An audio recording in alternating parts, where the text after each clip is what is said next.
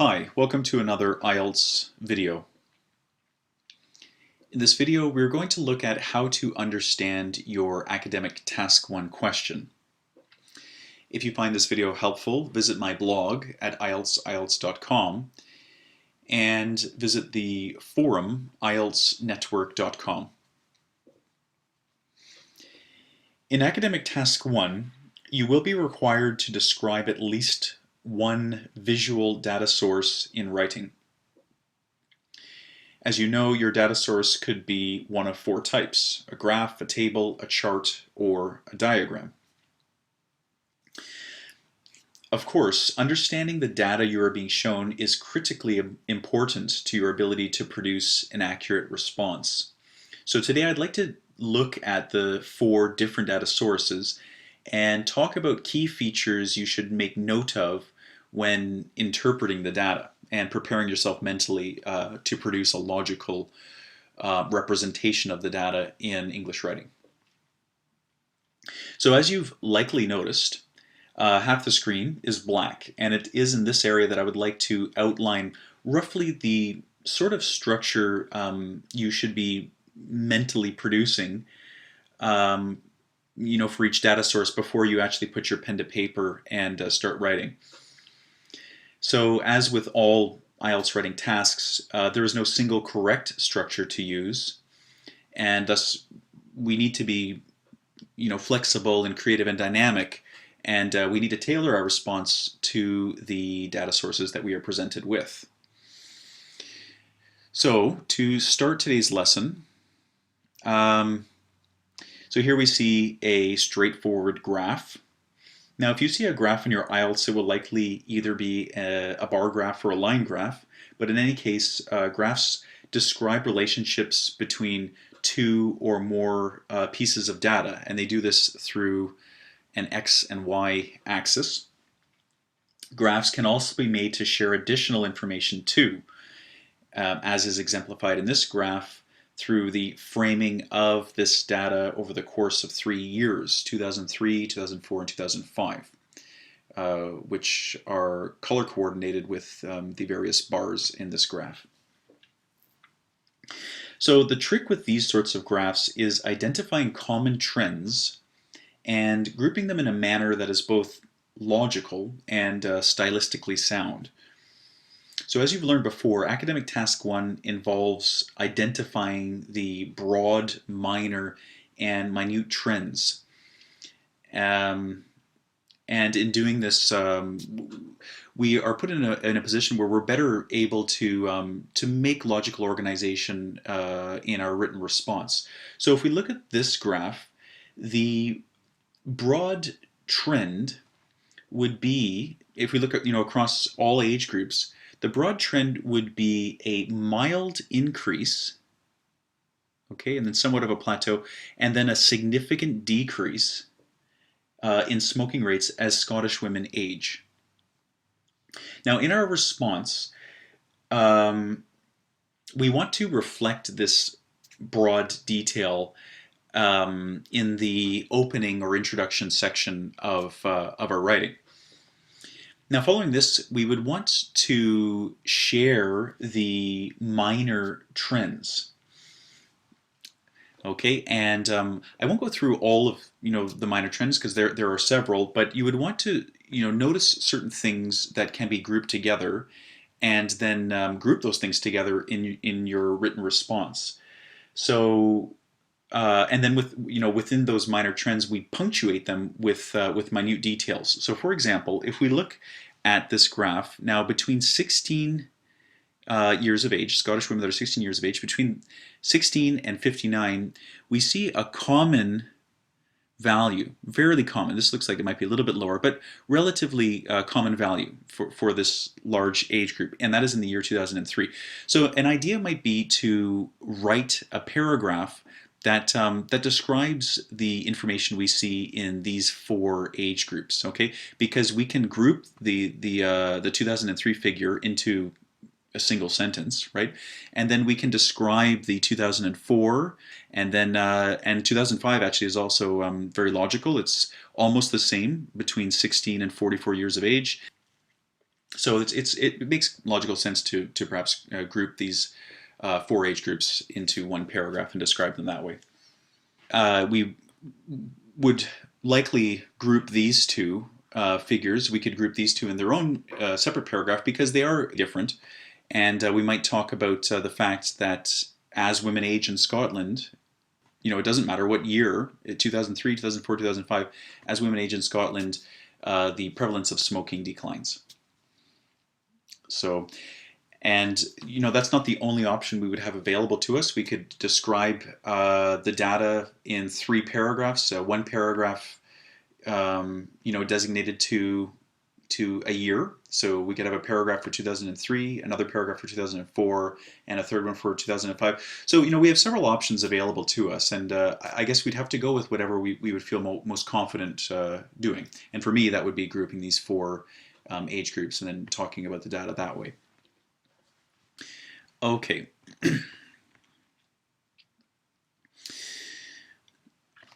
Pie charts show fractions of a whole and require you to be confident when speaking about percentages. So reviewing the language needed to do this is important, and I advise you to if you're going to write the academic, ensure that you're comfortable writing and comparing percentages. It is unlikely that you will get a single pie chart. Pie charts are normally coupled with another data source, whether that data source is another pie chart, as we see here, or perhaps a bar graph, or a table, or even a diagram.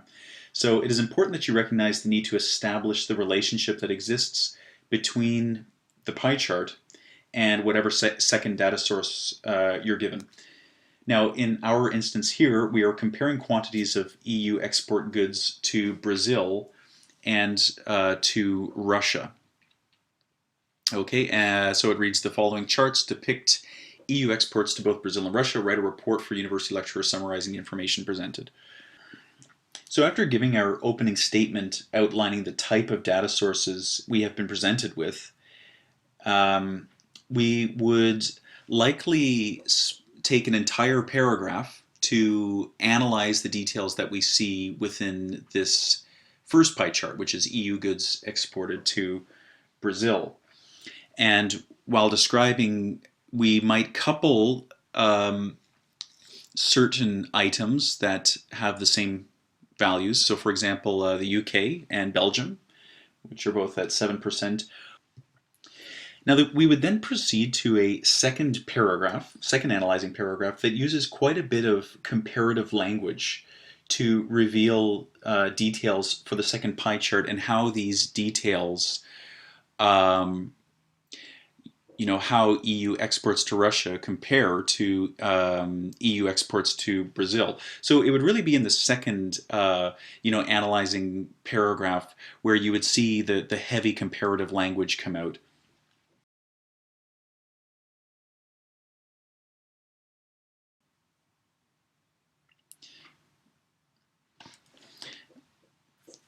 Again, we might, couple certain figures that are the same. So the UK and Belgium are once again the same. Sweden, it's the same as Austria. So when we have these identical figures, we can get away with coupling them into a single sentence, and then we can be much more concise with our language, which helps speed up how quickly we can create this response. And it's considered good style to be as succinct as possible.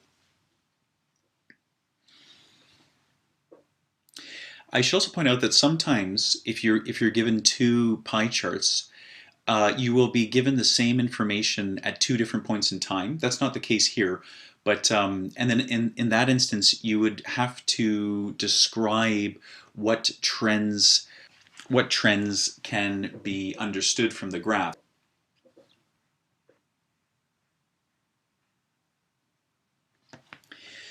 Tables are another possible Task 1 data source.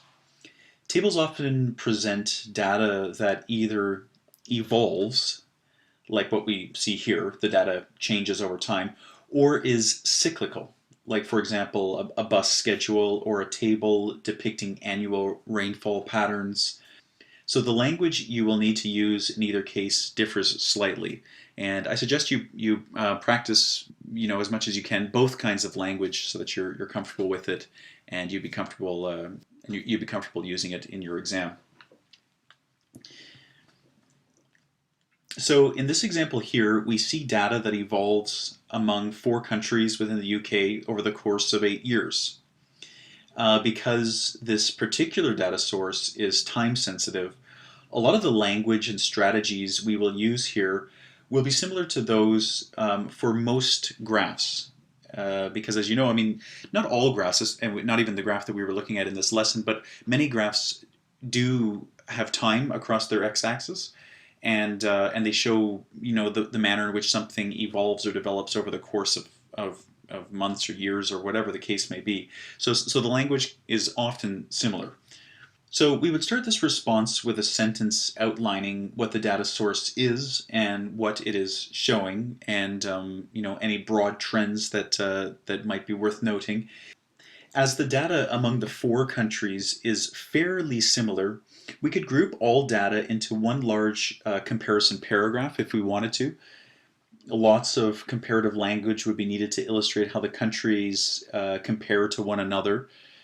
I mean, of course, if say 2 of these countries were very similar and the other 2 countries were different but similar to each other, then you might consider grouping, say, England and Wales into one paragraph, and that analyzes the manner in which these 2 countries move in relation to each other if they were similar. I mean, and then Scotland and Northern Ireland the same. I mean, if they were very similar but different from England and Wales, we might group them into a separate paragraph. But in this particular instance, all 4 countries seem to follow fairly similar progression. So we see there is some variation, but for the most part, there's growth. I mean, none of the countries finish 2011 lower than their value in 2004, for example. But I mean, there is some variation that you'd have to describe. But on the whole, the countries are somewhat moving in similar direction. We could group certain parts of the data together. So, for example, England's 2004 and 2005 figures and 2006 and 2007 figures, you see it plateaus and then it grows and plateaus again. So we could do what we can to group these together so that we're not having to share, okay, in 2004 the value was 4.7, in 2005 it was 4.7. We can condense everything and make it as concise as possible. And the piece could finish with a reiteration that all 4 countries show similar figures over the period in question, which would be a nice way to finish off the task 1 response. Oh, right. Diagrams can be tricky because they are somewhat unpredictable. Typically, your task 1 diagram will show some kind of process that is either cyclical. So for example, the life cycle of an animal, that would be a cyclical diagram. Or has a clear beginning, middle, and end. So similar to the diagram that we see here. And it's also possible to receive something that's spatially sensitive, like a map, or a diagram for a piece of machinery or something like that. Those are possible as well. For this process diagram, we would clearly state what the source is and what it shows in some sort of background statement or opening statement, opening paragraph. You would then describe the process from start to finish. So obviously the start is here with this digger pulling up clay. And you'd separate the data into paragraphs as needed. I would likely group the information into 2 paragraphs. So perhaps separating the data somewhere around the halfway point where the raw materials start resembling the finished product. But you could group it as you see fit. You really do need to be dynamic, and I encourage you to do lots of practicing before you get into your examination and to receive feedback to ensure that you're grouping data in a logical and fluent way. So as I mentioned, it's possible to see a map on your IELTS.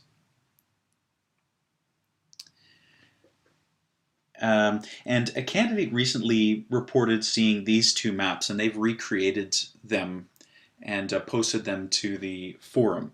So I thought I would use these and just talk a little bit about, how to mentally prepare yourself in the event you receive something like this. So as we can see, the maps show an area in 1950 and that same area as it looks today, now. So sharing this as our opening statement and perhaps commenting that there appears to be some major changes between the two maps, that would be a great introduction paragraph for our response. After this introduction, I would take a paragraph to describe the first map in 1950. And I would do this in great detail. And then the second paragraph would be where I'd use heavy comparative language. So, I mean, as you can see, it's sort of similar to that question we were looking at with the two pie charts, where we are going to describe one of the pie charts in detail, and then we're going to save our comparative language for the second paragraph when we start, describing the second pie chart. It's similar to that. So, here we would describe how, there was a residential area. It looks to be like there are two, places where shipping containers can be offloaded or loaded. And then talk about this, I think it says tram. So there's a tram line that runs through the business district of the area, illustrated in the map.